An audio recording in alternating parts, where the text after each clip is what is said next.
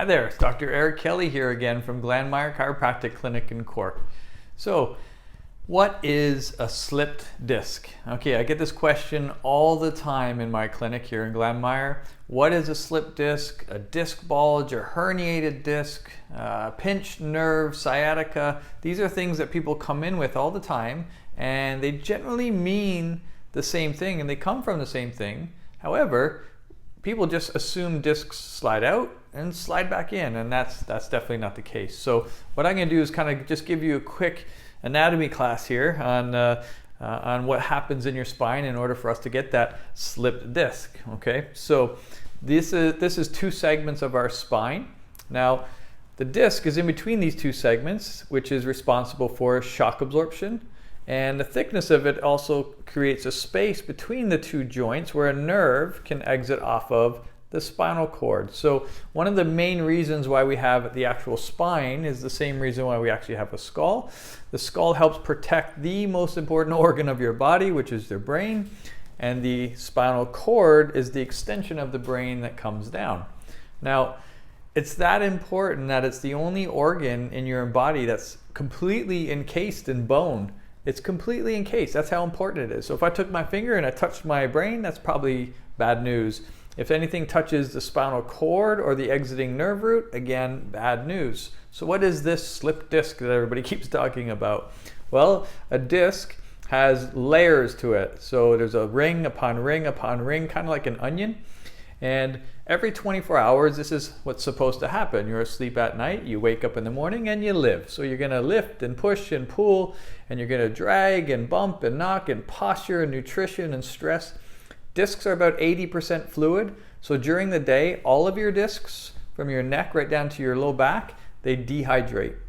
As it dehydrates, then the day progresses and you end up going to bed at night. And what's supposed to happen is it's supposed to relax, open up, reabsorb that fluid so it's fresh and ready to go again. However, somewhere along the line, in order to progress into what's called a disc injury or herniated disc or a slipped disc, something creates some tension into the low back or to any area of the spine that the disc injury shows up at. And because of that area getting tight, when it went to bed at night, it couldn't open up. So it actually starts getting dehydrated because it can't open up and reabsorb that fluid, so it starts waking up with a thinner disc. So the thinner disc actually has less shock absorption. With less shock absorption, now you actually start to do a little bit of damage in through the joint or in through the disc.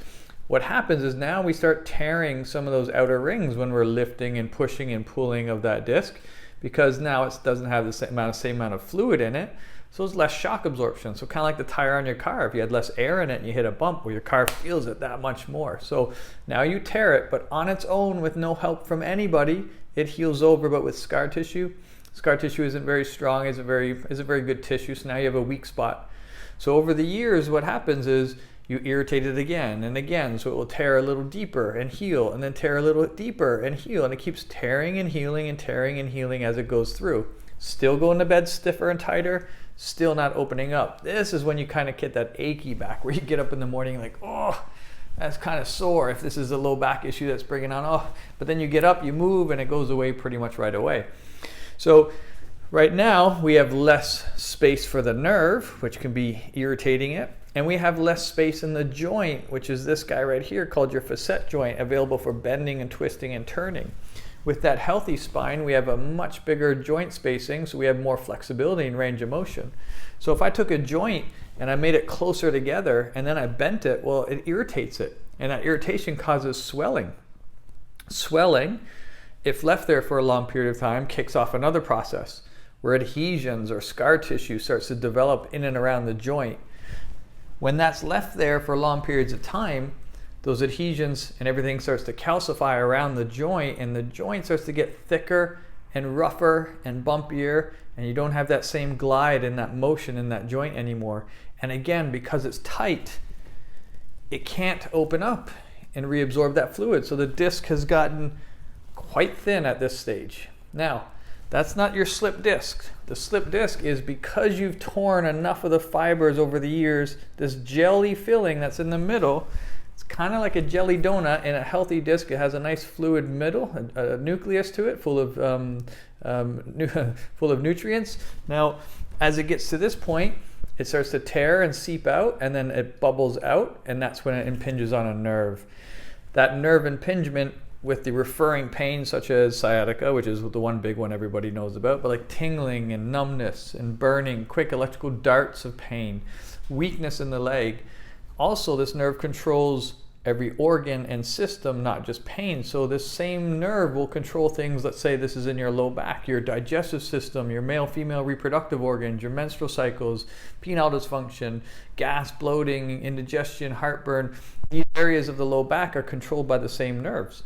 So when you get a slipped disc, what happens is that gel actually bulges out and touches the nerve, and that's where you get your pain. So discs don't actually just slide in and out. They don't just pop out or do anything. It takes roughly about 10 years to get to that position. So I like showing people this one. This is your disc absorbing pressure all day. What's happened with a slipped disc is you've actually torn tissue that's created an opening. And now, if I can get this to go right, you have a bulging material that's coming out and touching the nerve. And when it touches the nerve, that's when you'll start to experience all your symptoms. So it's a very slow developing process. It actually takes about 10 years to develop, depending on your lifestyle and activity levels. So that's what we call a slip disc. It is something that we see a lot in this clinic here in Glanmire and in Cork, actually, by the way. A Cork Chiropractic Clinic is our clinic as well over in Douglas. And a slip disc or disc pain or referral pain or what's called sciatica, these are all from the same injury that we treat all the time here.